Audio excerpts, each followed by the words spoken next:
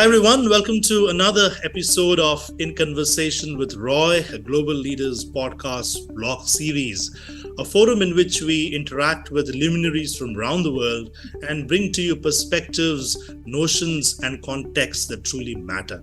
In a first to this podcast, it's a panel discussion with some of the intriguing brains from the world of Marcom, Martech, branding, PR, as you name it. And it gives me immense pleasure to welcome guests for the show, starting with Maria Gedeon, Shagorika, Heryani, and last but not the least, Rathin, Lahiri. Thank you so much, guys, for your time, and it's really appreciated. Now, coming to marketing, though, marketing is a very misunderstood animal, right? I mean, it's labeled as a support function. It's probably an intangible investment with no direct linkage to percentage change in revenues, and so on and so forth. So, but at the same time, marketing is very multifaceted, right? It can be an art, it can be a science, it can be maths, it can be branding, even the whole hog. It can either disrupt a company or take the company forward. So let's try and demystify this animal called marketing, and in doing so, Marcom and Martech as well, right? Let me start off with a question, or let's say with a quote. They say advertising or marketing is the art of arresting the human intelligence long enough to make money from it. How do you respond to that, Maria? I have to digest it, but to be honest, it's I don't the myth of open and they will come or launch it and they will sell, I think is long gone. I think we have gone a long way from being the coloring department to actually having a seat at the table and at the board's table. And I do believe that you need some intelligence to actually be in a seat senior enough in marketing, because you're no longer just the communications expert or the brand expert or the design expert, but I think you need to intrinsically understand the business, its revenue, its model, its language, and so on and so forth. So this is my two cents on this quote. I don't know if it's relevant or it makes sense, but Right, Maria. Shagorika, you want to jump in? Sure. So I think for me, when I try and demystify marketing, and I've been trying to do it for 19 years, can't say I've got all the answers, far from it. For me, if I was trying to be simplistic, I think what marketing people do better than other functions, in my opinion, is that they understand the voice of customer better than most. And in a predictable industry, in a predictable market environment, in a predictable business environment, that has value, but then that value stops. But in the world that we live in today, right, where it's not just about tumultuous cultural, political, economic changes, it's really behavior and consumer shifts that we're trying very hard to play catch up with. Mm-hmm. So because the shift has gone from us sort of leading consumer behavior to sort of understanding it and innovating for it, for me, this attention that we get to make money, I think is just the beginning of it's just the tip of the iceberg. Because to pick up on Maria's point, the reason we have a seat at the business table today, I mean, for example, in my company, I sit and, sort of discuss, debate, and shape the product suite that we bring to different kind of markets globally. I think the reason as marketers we're able to do that is because we understand those shifts better than most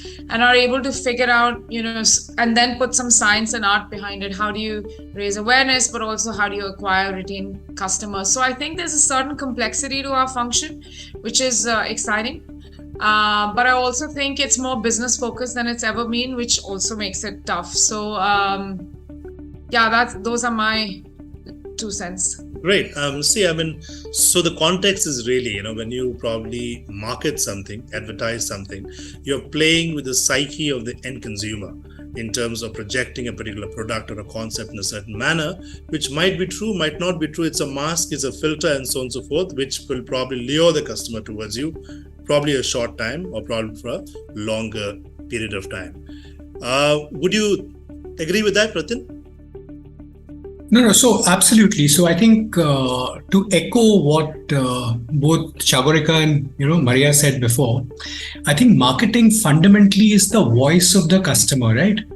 And that means understanding what the customer is saying, interpreting it, and then kind of tweaking our product mix, the marketing mix, the value proposition, the delivery, to be able to best, meet the demands of the customer or service the demands of the customer, right? That if one is able to do that, that itself adds massive, kind of value to the business. Now, if you take that as the core function or thought, it's exactly what you said, right? That what marketing does is essentially find out a way to woo the customer, and in essential, negate having to go out and push. So marketing is all about creating pull versus push. Now, push can be done by direct sales people, by discounts, by, price offs, larger consumer packs, all of that stuff, right? Everything in marketing is about how do I get people organically to come, essentially buy / consume my brand. And anything that we do around that becomes, eminently valuable. It has become massively more complex today because, media has split and kind of, disintegrated. With social media, consumers are influencers themselves. Consumers are the media. Distribution models with direct to consumer, and everything else is kind of, so there's a lot of disruption happening. So within this, again, how do you kind of keep the sanity, keep knowing that the consumer is at the heart of it all, and kind of, allocate your resources to, woo the customer better, so to speak, is actually our job. Correct. Given all the virtues of, let's say, a very established Marcom or a MarTech function, that story is sometimes lost with most of the businesses because they might not have a very centralized Marcom team, or they will outsource it ever so flatly in terms of just doing a tick box exercise. It reminds me of a particular anecdote. The anecdote goes like this. It says, doing business without advertising is like winking at a girl in the dark. You know what you're doing, the girl doesn't, right? So coming back to that point though, how do you feel that the Marcom or the MarTech by itself has established itself as being a very core virtue of an engine's growth really? Should it be centralized? Should it be a shared service? Should it be decentralized? How would it be? Probably I'll pose this question to Maria, because she comes from Shalhoub Group, which is a huge fashion retailer. Prior to that, MAF, again, a huge platform, huge brands. So how did you reconcile the dots? So let's say to be an influential player in terms of the board, how did you probably strike the balance to say Marcom is required and is here? Look, Roy, I think it varies a lot from industry to industry. Obviously, I've redesigned all of the models in all of the companies that I've been to, and the model is very different. It's substantially different. So FMCG or CPG has a very different model than entertainment, than tourism, than oil and gas, B2B, B2C. It really depends on the actual organization, how it functions, and most importantly, who owns the P&L, because that also defines how you structure your marketing team and what sort of functions and support you are going to need. Now, in every organization, or especially in this day and age, everybody is looking at transformation, like how do we transform? And as part of the bigger business transformation, marketing is a key component. So a department like transformation, I would potentially centralize. If you have a department like loyalty with a program and a proper commercial element, would be centralized because it should be servicing multiple brands. If you have potentially customer experience, I would have it as a center of excellence, but everybody needs to own customer experience. It's not a department, it's not a team, it's not a project, but somebody needs to lead it. Somebody needs to come up with a strategy. And then I think if it's a cluster of brand or a multitude of brand, the brands themselves need to own their operations from a marketing perspective. So anything from promotions to product to creative to advertising to PR and comms, I would put in the brand, because the people know their brand and the product more than anyone else, and it's no longer about the tools, but it's more about delivering on maybe a little bit more on the bottom of the funnel, but also a more full funnel approach. And I guess when it comes to data analytics, I would centralize it, because obviously, especially if you want to do a single view of the customer and you want to understand how your customer behaves in your ecosystem, and then I think the rest are fairly, typically in my world, they're a little bit smaller. So media, we always outsource to large media agencies. So it was never in-house or internalized. And then, I would say it's very, very different from industry to industry. If you're in tech, it's different than if you're in B2C, B2B, and so on. So that would be my thought. So first, I would understand the business operation and the business model and how the business is set up, the geographies, because obviously you have businesses that serve or offices that serve several geographies, and then you have local experts in each market that also play an integral role in the brand and the growth of the brand. And then you obviously have, the functions and the transformation side of things that, I would centralized, but it also depends. If you're one brand, if you're talking about a mono brand, then it's also substantially different, because everything becomes easier. It's one brand, it's one organization. It's no longer as complex. Very interesting takeaways, Maria. It also depends probably on culture in terms of how probably a culture of an organization is shaped. How matrix organizations are kind of enabled, and probably it is more in terms of intent and the appetite, which probably a good CMO can probably be able to articulate, which generally is not the case, because when you look at shared services for Marcom and you're dealing with a multitude of brands, every brand is very unique. The nuances are different, end customers different, and so on and so forth. And for you to probably, in a way, outsource it or make it very transactional and to be able to charge it back, there's always, probably a trust deficit in terms of we could have done it much better. Shagorika, probably you've been on the agency side as well. So how's the experience on that? Yeah, I mean, trust deficit is a polite but accurate way of putting it. Look, I mean, I'm the CMO for FinTech now. Before that, I was working with the Grey Group, and I've worked with WPP. I worked in strategy consulting. So I've sort of flirted with different disciplines of marketing, as it may be. Here's where I think I want to share something that I'd read. It's a study. This is done in the US. I forget which research group did it, but a prominent, credible one. And they went to a bunch of very senior marketers and said, you're going to cut budgets this year. So that was the starting hypothesis. Why are you cutting budgets? And the marketers gave a set of answers. And then they went to agency heads and said, why do you think your clients are cutting budgets this year? So what was interesting was the reason that they gave for both. So the agency guy said the clients are cutting budgets because same thing, economy, disruption, recession, right, yeah. insert reason here, right? And the marketers came back and said, no, we're actually decreasing our budgets with agencies because agencies don't understand our business anymore. They don't understand, they don't have a strategic perspective, or they don't understand our business and how quickly it's evolving, right? And I think I found that comment quite interesting, because this idea of how do you create the correct team, and to your point, Roy, on how do you create a culture which actually delivers, I think that's the greatest problem we're facing today, because on the one hand, you have a plethora of challenges, opportunities. On the other hand, forget content clutter, you have tools clutter, right? Like every day I'm sure all of us on this call, every day are bombarded with various people telling us how to do our business better, right? And God bless them. It's a tough job, but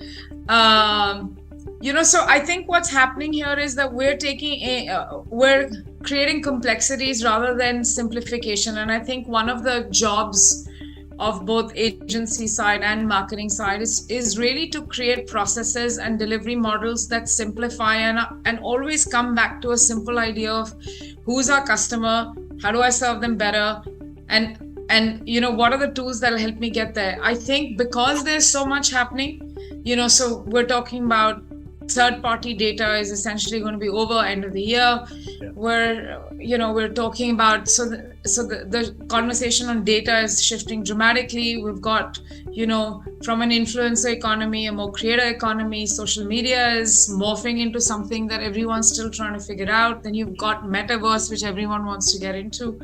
So I think we're drowning in a bunch of silver bullets, and we are not picking our lane. And in not doing that, we're sort of experimenting, and therefore the trust deficit both within teams internally as well as within the client agency relationship, within technology partner relationships, I think it's inherently broken. So what drives me now, having been on different sides of the table, is actually to come back to fundamental principles of marketing, but find new tools to deliver it, right? So it's always going to be about who's the customer, how do I attract the customer, how do I retain the customer, how do I create some form of loyalty, community, a positive community sentiment, etc., etc. Those things don't change, right? But we are moving far away from those things, and therefore, in my opinion, the trust deficit from all sides. Absolutely. If I may ask one thing actually to resonate and to just piggyback on what was just said, I think it's so super important to have that North Star, that purpose, and that value proposition ingrained in everything you do. And that would cascade down to culture, to brand, to marketing, and often what we tend to see is that we drift away from our longer term goal to fix a shorter term problem. And I think often people start looking at the boxes and how do I structure my team? Okay, there's a metaverse, we need a chief metaverse officer, and we need a chief toilet paper officer. And when every time there's a trend, everybody starts running around trying to change the fundamentals of their team, instead of re-looking at what they stand for, what the value proposition is, what the purpose of the brand is, and building around it. And it could just be a matter of upskilling, reskilling, or even outsourcing, whether to someone that understands that topic a little bit better. So it's not a matter of insourcing versus outsourcing. I think it's a matter of efficiency. Look at internally, how can you be more efficient? Absolutely. How can you have operational excellence without breaking the bank, while you're having the best resources on your team, whatever these are, right? And that it will depend on the maturity and the size of every brand or company.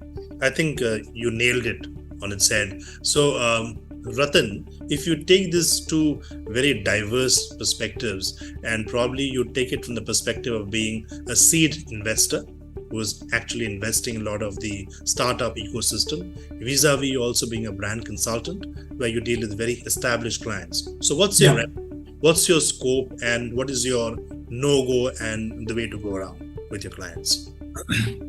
Yeah. So let me start with the startups. I think what has happened in the last, say, 5 to 10 to 15 years is that there is new technology which has come in, both on the consumer side, which has made adoption much easier, right? And for, let's say, any of the brands, right? So it's become much easier to disrupt the established players across categories, industries, and so on, right? This has got supercharged with VC money and private equity money, right? So therefore, maybe there were old companies which were not serving the customer well, would have been ready for disruption 10 years ago, but a small businessman would have tried his hand and maybe gone a small share and been happy with it. Today, with private equity / VC money, you can actually just take over and dislodge the whole company itself, right? And that's happening, and especially let's say in a market like India, where you have the mobile which has come in, and the mobile is there with, let's say, smartphones are there with 90% of the population, and the smartphone is nothing like but a personal computer, right? Yeah. Today you can do anything and everything on that. Right. And that's disrupting not just transportation services and food delivery services, but that's disrupting age-old kind of institutions like banking. Right. In India for the longest time, you would, to take a loan, you would have to go to a bank, go twice to get a form, fill it up, give your salary certificates, keep giving proof. The process would take a month. Today, you have it, you are pre-approved for a loan, which is kind of auto-delivered on your, as a message. And in 3 steps, you can, without leaving your chair, you can kind of get access to it. The kind of moot point that we're trying to make in here is, one is your hygiene factor, right? Which is a basic marketing function or sales function should be able to achieve. And that probably happens for a startup ecosystem where they stand probably on ground zero, and then they'll probably be able to scale it up in phases. And then you move to a, let's say, well-established organization where for them it's a good to great journey, right? And in this age of, let's say, the age of brand vis-a-vis the age of customer, I think we as CMOs really, I think we'll have to draw a very fine balance in terms of saying what good marketing looks like and what great marketing would look like. And probably, one school of thought that comes out of it, they say that good marketing makes the company look smart, great marketing makes the customer look smart. So what exactly is your take on that in terms of, is it the end customer at play or is it the company at play? Is it your EVP or is it your final end user? So ultimately it has to do with the end customer, right? Because he's the guy, who's getting in the revenue. And to me, what is really super important is the business context, right? Because the context may be different in, let's say, Dubai versus India, whether it's in the specific company that you're in the specific industry, whether you could be a large company and getting disrupted. And then you might be a large brand, but then on a day-to-day basis, you'll be spending money not on building the brand, but on retaining the customers. Right? And it'll be a very, very defensive kind of strategy, because then your survival is at stake.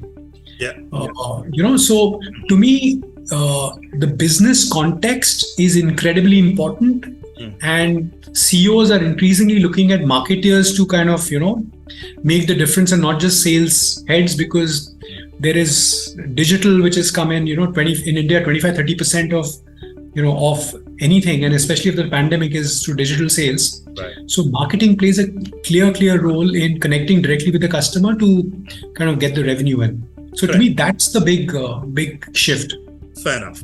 Maria, if I have to ask you though, there are different contexts and different nomenclatures, right? We have brand experience, customer experience, employee experience. So when you look at a CMO for a large organization, you will have to be able to marry these 3 elements. So how difficult was your journey there in, let's say, in Shalhoub? Really, it's a high-end fashion brand. You have to connect the dots at different touch points. So how did you go around it?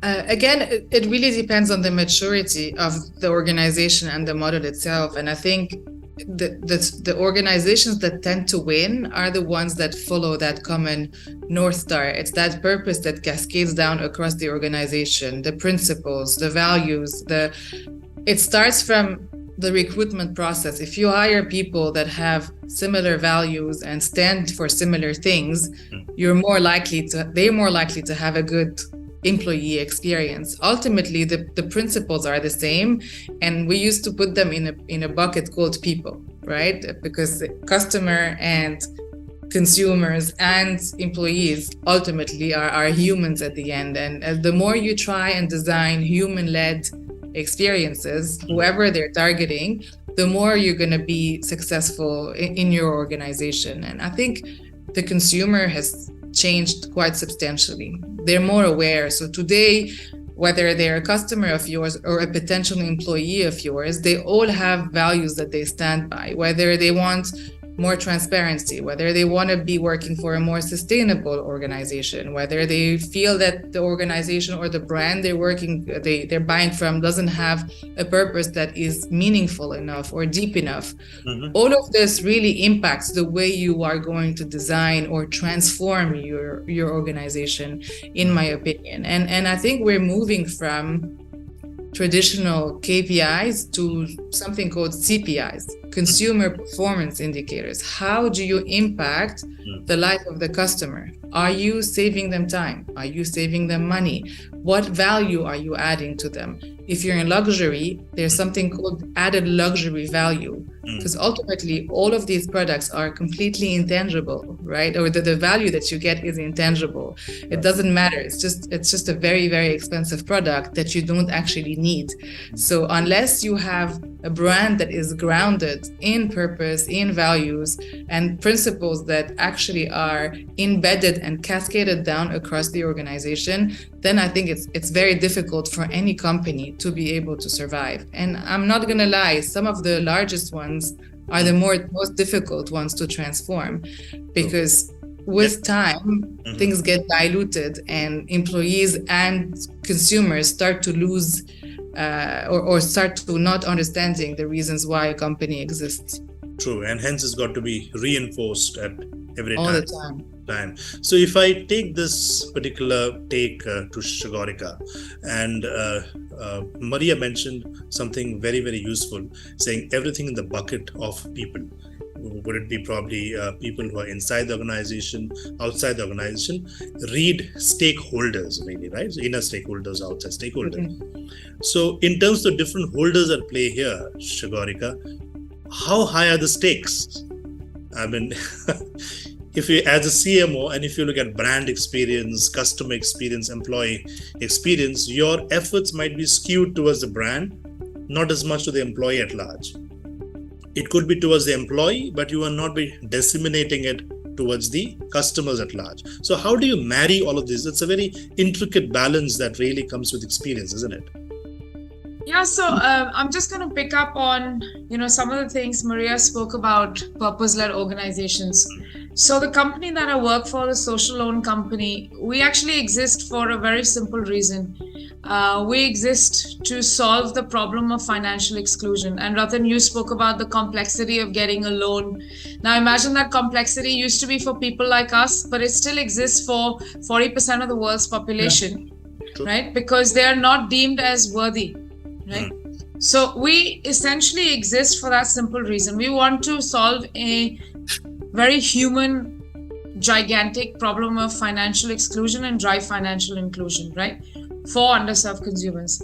Now, what is really interesting is that when you define that North Star, that purpose, it becomes a rallying cry across the organization. And it's something that attracts and retains customers, but it also attracts and retains talent.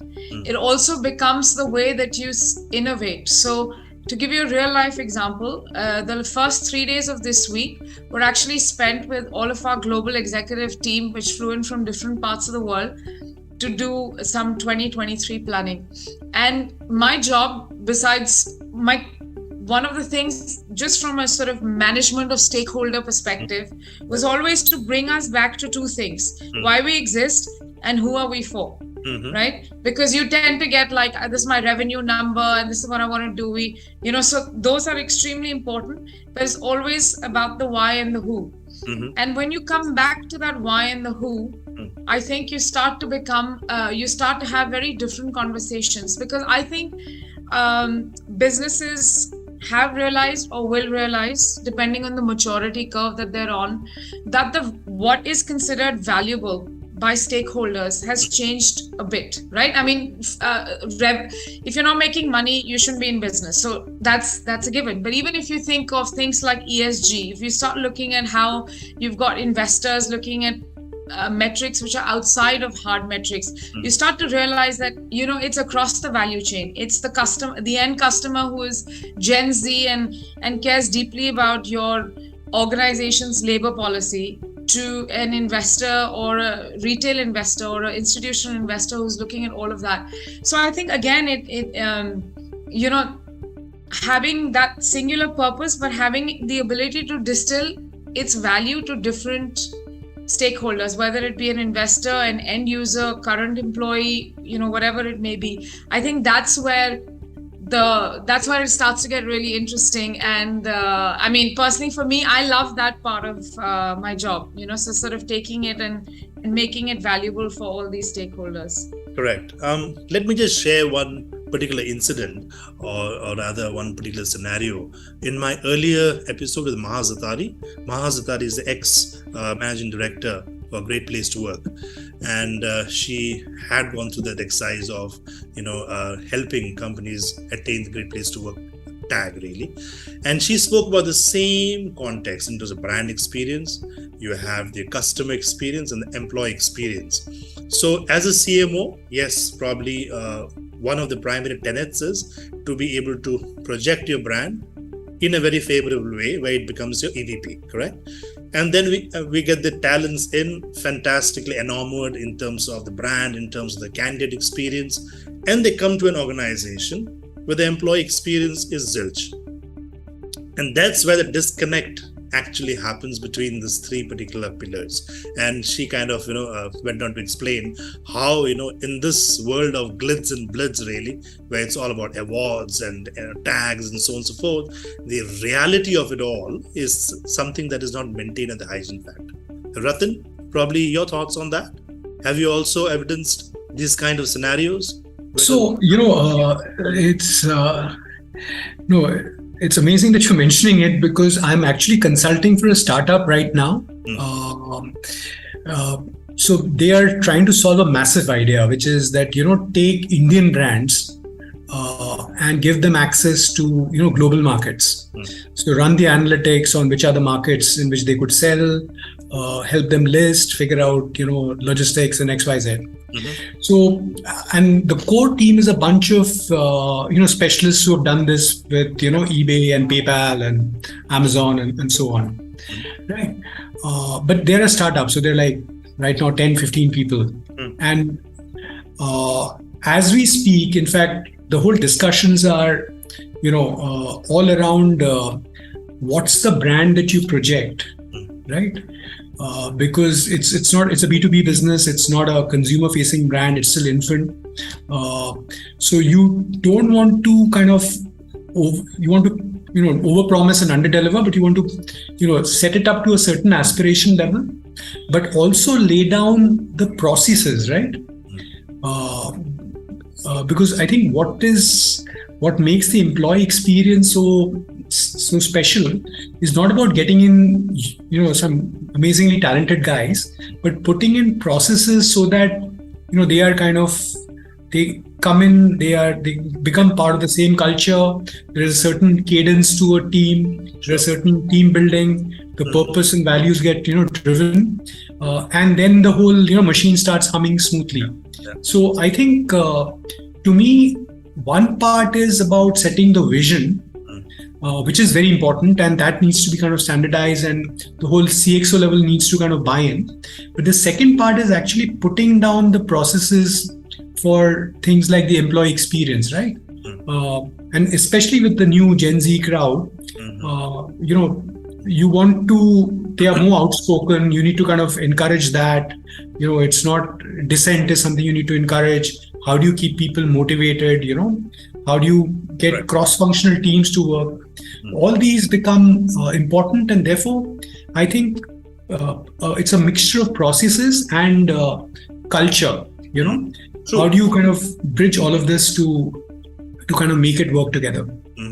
But then is it very easily said than done? It's a very complex. Probably if I take a leaf from this, for all the virtues of marketing, marketing is also equated with misinformation and disinformation.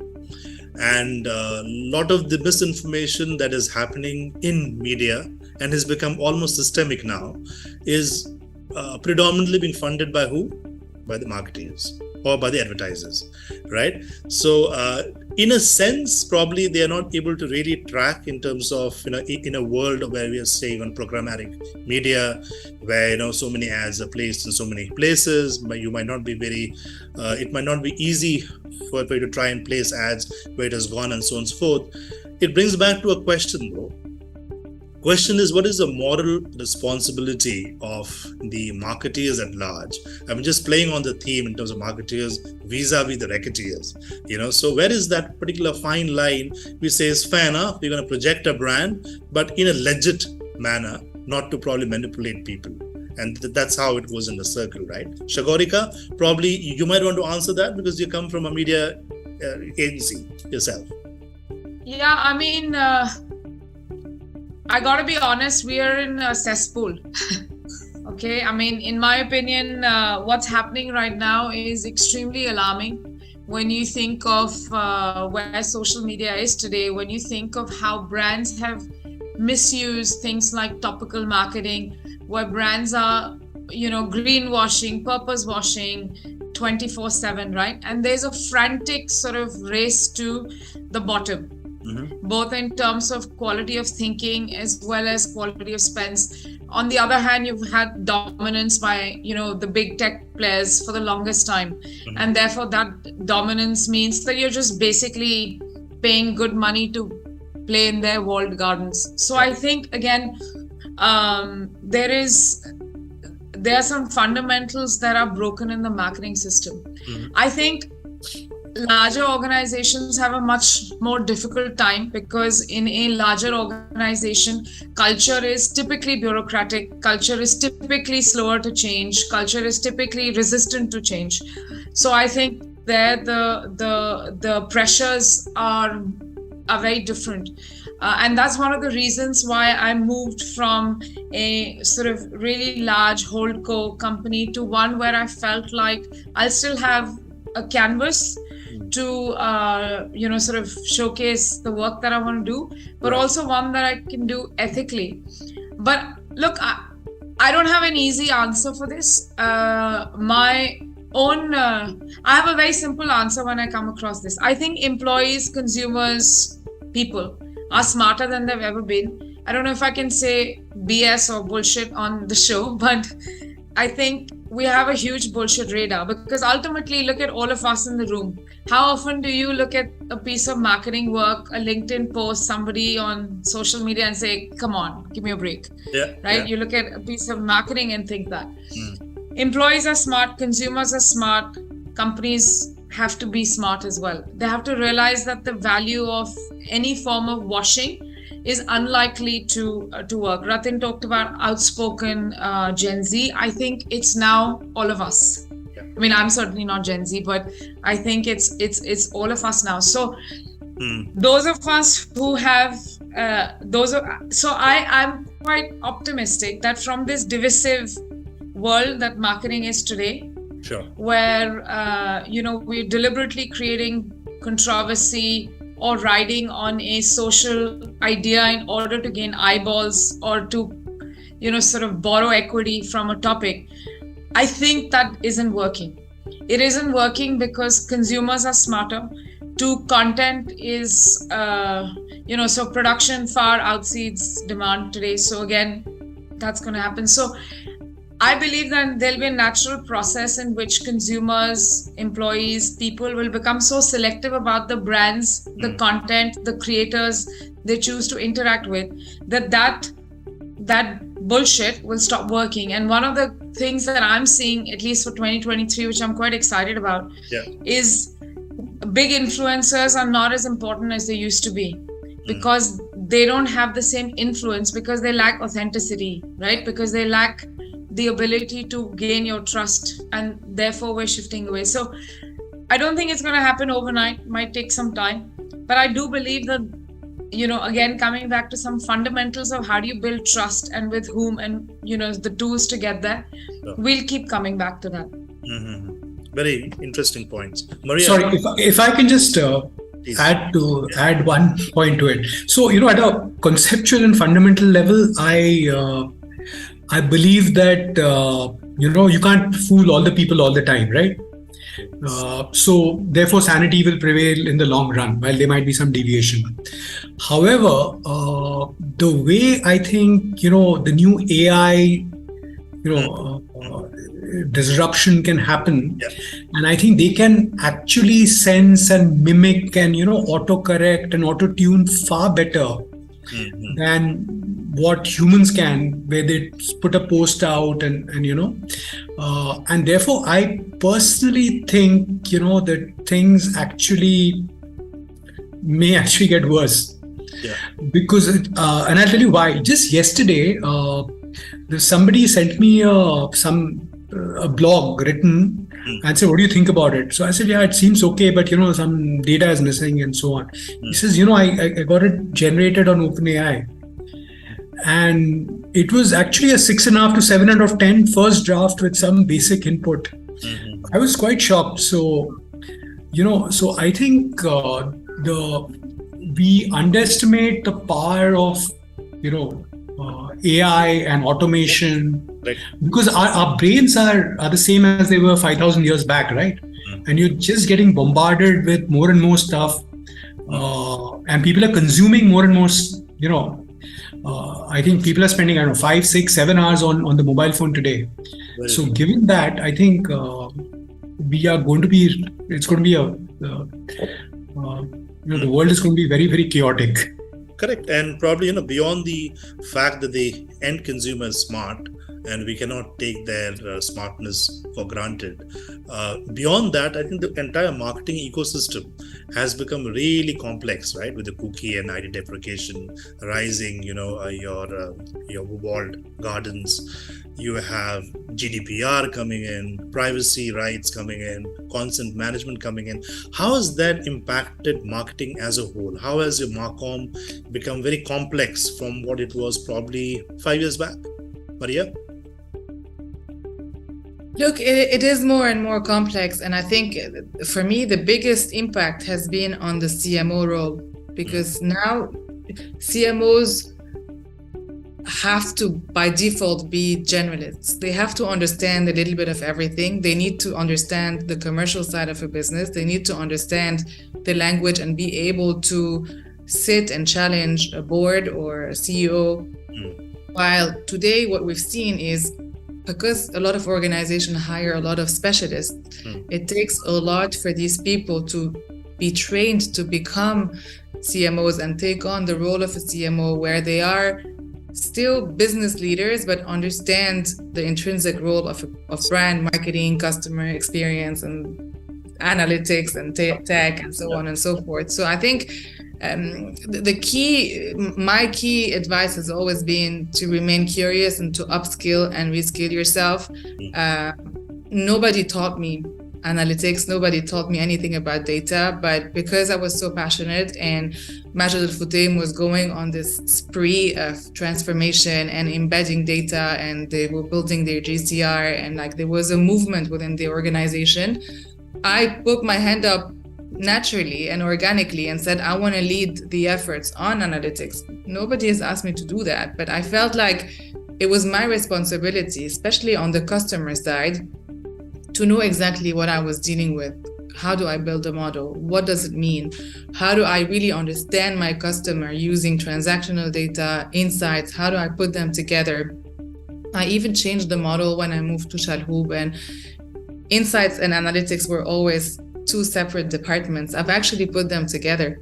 I found a business leader and a person that understands the numbers, but also understands how to translate those into actual insights, because very often they stay as numbers on a sheet, right? And then nobody understands them, and it takes a very long time to actually build those beautiful reports, but they don't actually serve their purpose. So the role has changed, and I think every marketer should be encouraged to know a little bit more about their specialization and what they do, if their ambition is to go up the ladder and become a CMO. Now, some tell you, I want to move to a CTO role or a CXO role, but often these don't exist, because if you need to have an enormous organization to have specialized C-level roles within marketing under a president or under a much more senior person. So, there was a very interesting anecdote, and don't take me otherwise, just an anecdote, right? It seems the clients, the CEOs really are becoming so much focused in terms of business outcomes, the end result, the body of work or the means to the end doesn't matter anymore. So the clients don't really, care about the labor pains, they care about the baby. Right? So how has that changed in terms of the metrics that you follow in terms of marketing? Doubling traffic, vis-a-vis your conversion rates. So what really counts as a success parameter now? Has it also changed probably over the last couple of years? Look, definitely it's changed, but I think it's extremely important to understand, sit and understand the CEO and understand what matters to the CEO. Obviously, everybody's going to have to be driving revenue and growth and top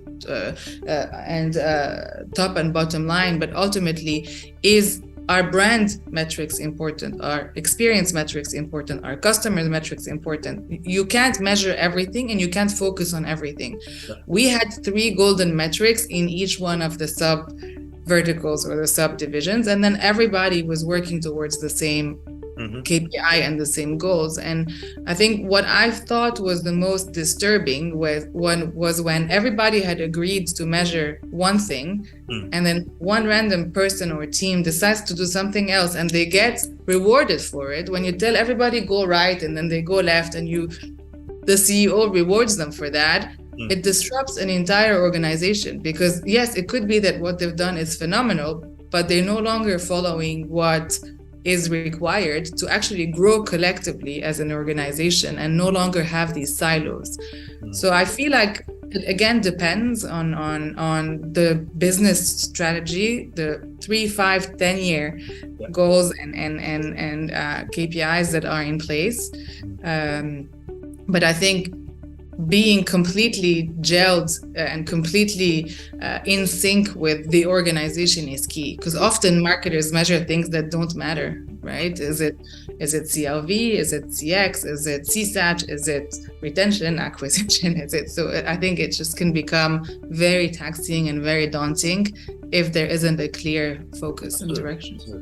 Correct. Sorry, if I can just add one point. I think businesses have become far more competitive, right? And even CEOs are under a lot of pressure. So if you take, let's say, large markets like India, where there are multiple players, right? So there are, I don't know how many banks, there are 40, 50 mutual funds, there are over 10 life insurance companies, there's so many consumer companies. The profit pool is only with the top 25%. Or 30% of the companies. They account for 90% of the profits. Then you have the next 30-40% companies which are kind of breaking even, making profits in a year and losses in a year. And the bottom 30% companies are always loss making. So given the context of which company you're working for, your CEO could be under very, very different pressure. And even everybody's career spans and job rotations have kind of really, really reduced. Given that, if there is so much pressure, everything starts becoming far more tactical versus, the long run. I mean, I think that is a very, very real scenario, at least in the Indian context. Very true. Absolutely. And that probably is more relevant to the Indian context with plethora of brands and and competition. Very true. Shagorika, there is an anecdote which says that never let your ads write checks that your websites can't encash, right? So that's what most typical CMOs do, project the brand glitz and blitz and all of that. And when they come back to the ground reality, it's not there. The apps are not in place. The touch points are haywire. Your UX has gone for a toss. UI is no longer there. So how do you ensure as a CMO that your tech infra is also in place as much as on the brand experience? So luckily for me, because I work in a technology company, it's something that is at the front and center of everything that we do, because we are a mobile app only digital ecosystem, right? So it is baked into our business model. It's what we do. But having said that, one of the things which I find very exciting about my role is C-suite level collaboration. So I will work with the CTO, the CPO of our business. I will work with the UI UX designers. I'll work with the product teams to design user stories. Sure. All of which, and then of course my team and then our designers and all of those come into play, because ultimately what we try to do is have a singular view of the customer, a singular customer journey, and then innovate and do it for all of those, right? So I think that's, perhaps I'm lucky because tech companies, you naturally fall into that rhythm. But let me take examples of other companies that I work for where tech wasn't at the heart of their product offering. I think the first thing is, in order to deliver that seamless customer experience, which is now hygiene, to be quite honest, I think the first thing to do that is to know things that you typically wouldn't. And, so like Maria learned about analytics, I had to learn about UI, UX beyond the superficial, just in order to have that conversation, because I understood user flows from a customer perspective, but when I'm explaining it to the designer, so how will the twain meet? Yeah. So I think those kind of like constant conversations. And for me, I think the one single thing that I've learned is that marketing people should spend time with non-marketing people all the time, because that's when you really learn. That's when you understand product, tech, finance, how you make money, how you can make money, right? And when you bake that with your own consumer understanding, you realize actually the solutions aren't that hard, because the good thing about working with specialists is that they'd have the answers. They just kind of need you to ask the right questions. Yeah. So I find that it's our ability as marketers to ask the right questions, say, can this be done? And then, with a little bit of charm and persuasion, you start to see the outcomes. Wonderful. Well, I've got a couple of questions really, as we're coming towards the fag end of the session, from the audience. So there's one from a gentleman called Ashutosh Trivedi. He's a filmmaker, script writer. He's an ex-O&M, Grey World, WPP, Rediffusion. He says, how do the panelists look at the role of AI, especially ChatGPT, in deciding, shaping, and designing the market communication for 2023 and beyond? Somebody Maria, you want to take that? Yeah, sure. I can start. I think it's brilliant. I'm super impressed by how phenomenal the product is. It needs a huge amount of improvements. I'm not saying it's perfect, but it saves you so much time. It's much more concise than anything else you've seen before. They're launching a second, more updated version. I think it was 13 trillion combinations. I mean, it's pretty phenomenal what you can get from what OpenAI is doing. And I think it is truly, like a few people have said, and as cheesy as it sounds, AI is not going to replace the human. But if you don't know how to operate using AI, or if you don't embrace it as an employee, an organization, an expert, you are going to fall behind and become obsolete. Today,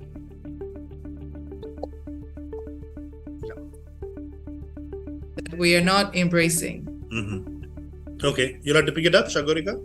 Your thoughts? Sure. So, yeah, I work for a company where our technology is underpinned by AI and ML. So I'm very bullish. ChatGPT, generative AI is something that I've been following, for a while, and I love what this has done. I think that AI is going to become a ubiquitous technology now, right? And I think that it's going to go from, we're going to have a sense of wonder to how you think of Google today. You don't think of Google as a wondrous thing. It's just a part of your life.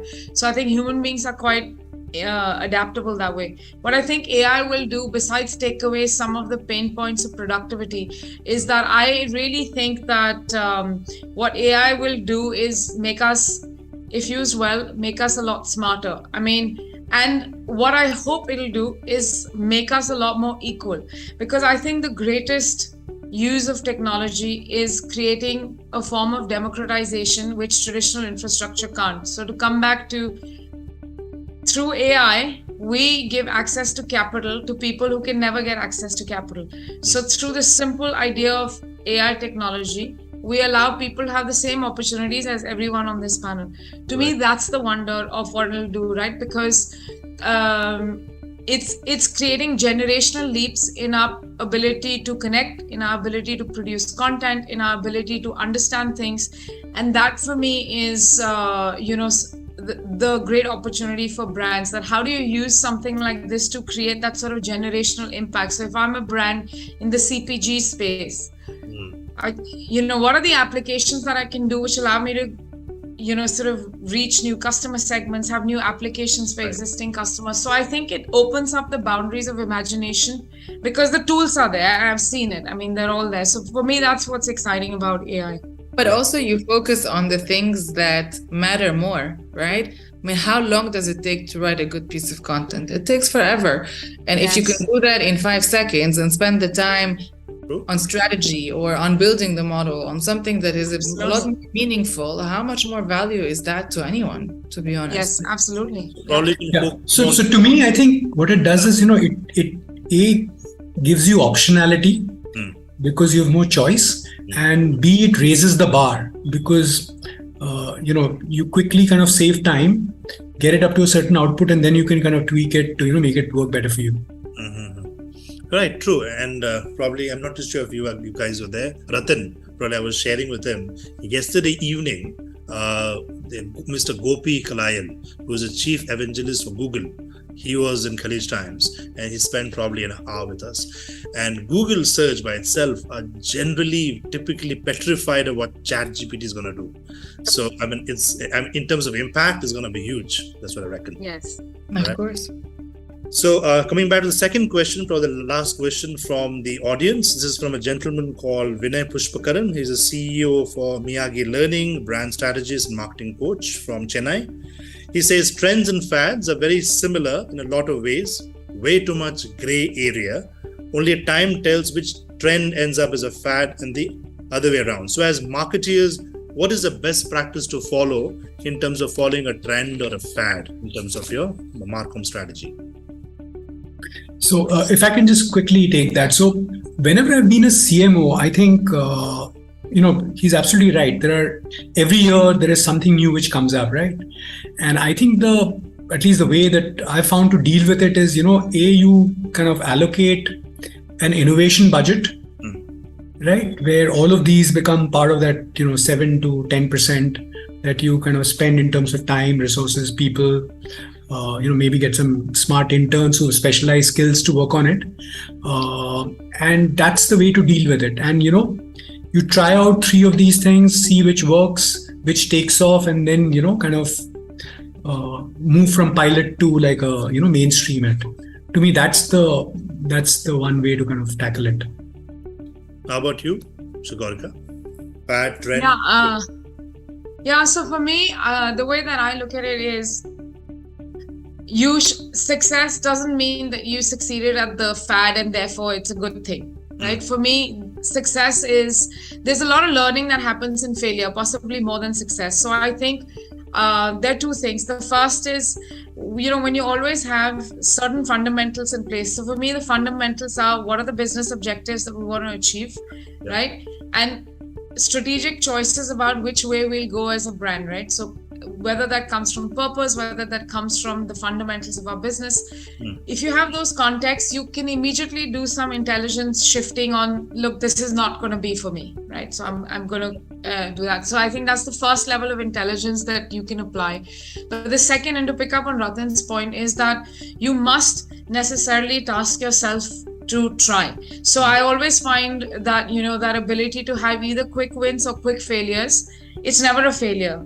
Either you succeed or you learn. So, and then that also, I find it remarkable because then your teams become more proactive than you can ever imagine, because then they feel empowered to try something new.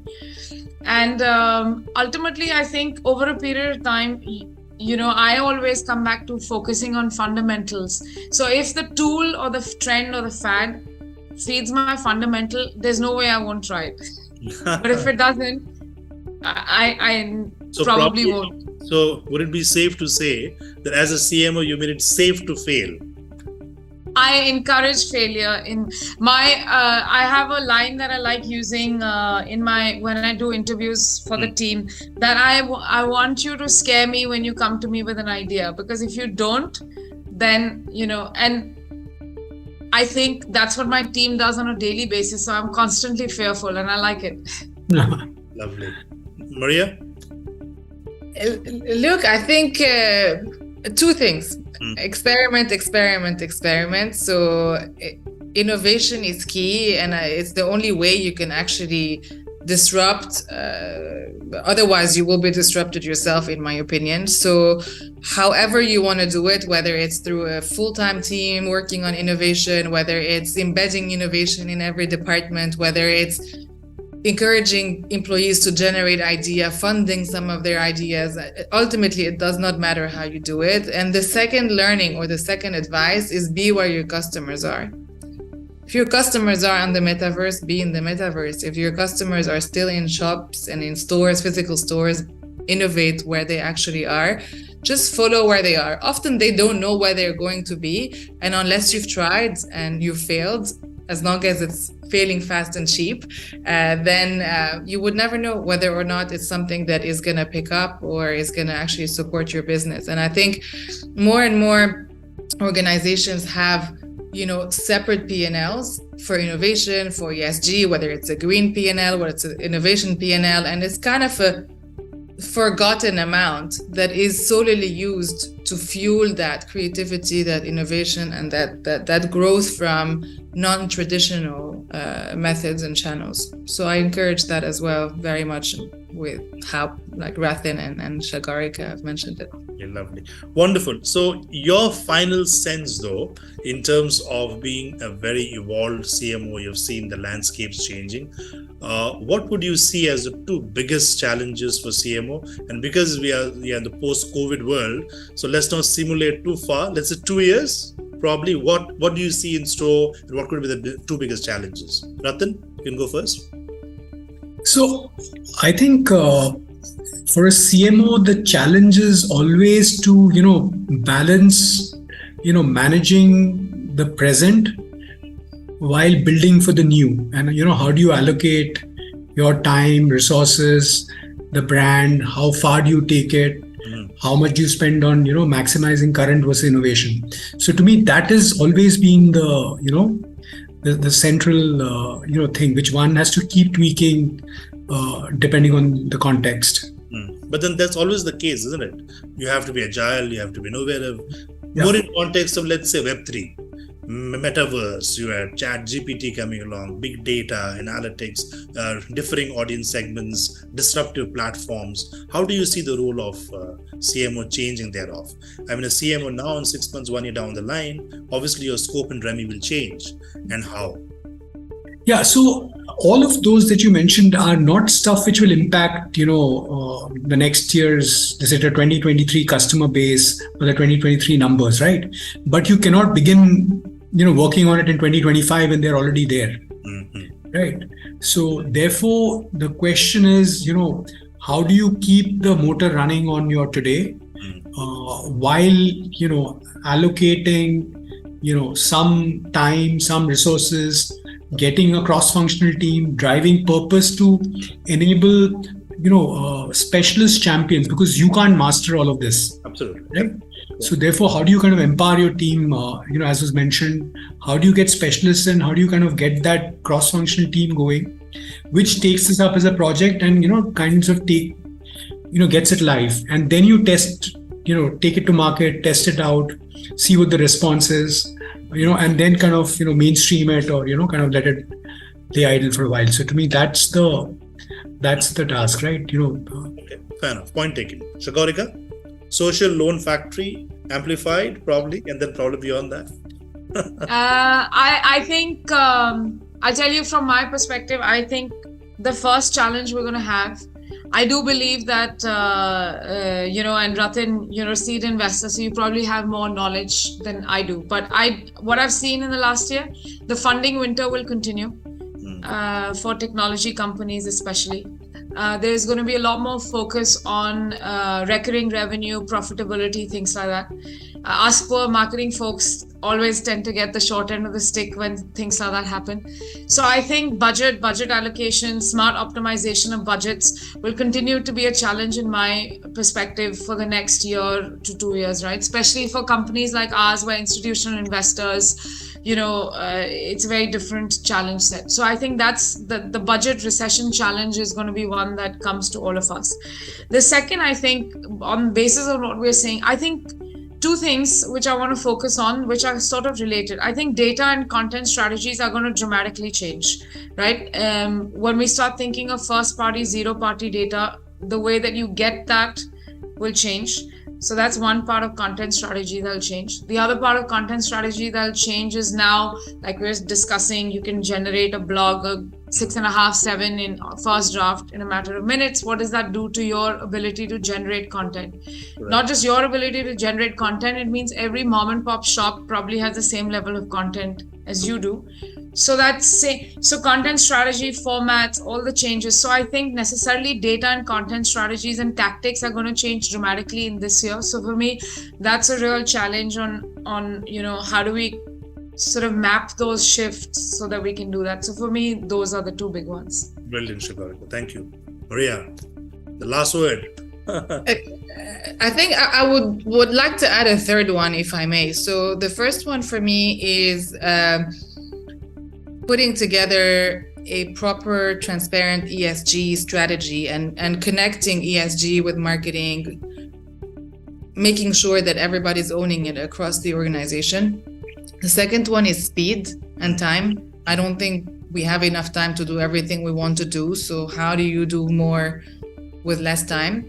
And the last one is tech adoption, because I think the tools are there, but it takes time to integrate, to adopt, to train, to learn. So I think, again, to go back to time, it's not the tools that are missing, but it's capabilities, it's people, it's training, it's the whole process, the whole operating model that needs to fundamentally change so we could actually keep up with the speed of how quickly things are going. So to go back to your point on the metaverse, everybody wants to figure out how to get on the metaverse. The people experimenting are probably a few steps ahead, but ultimately, everybody claims to be an expert, but it's been around for a year or so. So, like, how do you truly make an impact, a positive impact, when you're not able to innovate fast enough to keep up with the speed at which things are going? Absolutely. Wonderful. I think it was a fantastic session of very practical insights, varied perspectives, and I think there are very critical takeaways which the audience set will appreciate, and they will be able to think twice. And if you're able to make our audience think twice, I think the session was successful. Thank you again so much for your time and for your support. An absolute pleasure, and wish you all the very best for 2023 and the years to follow.